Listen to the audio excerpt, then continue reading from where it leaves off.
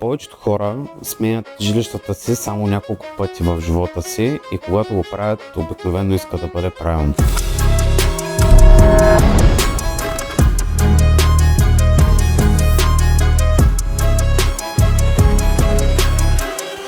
Започнах пътя си в сферата на движимите имоти през 2015 година, като тогава основно се занимавах с наеми. Там прекарах около 3 години и разбрах и научих много за пазара и това какво всъщност търсят хората.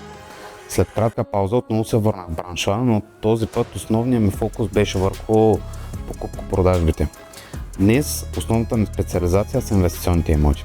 Смятам, че едно от най-силните ми качества е емпатията и това, че винаги заставам отговорно до клиентите си.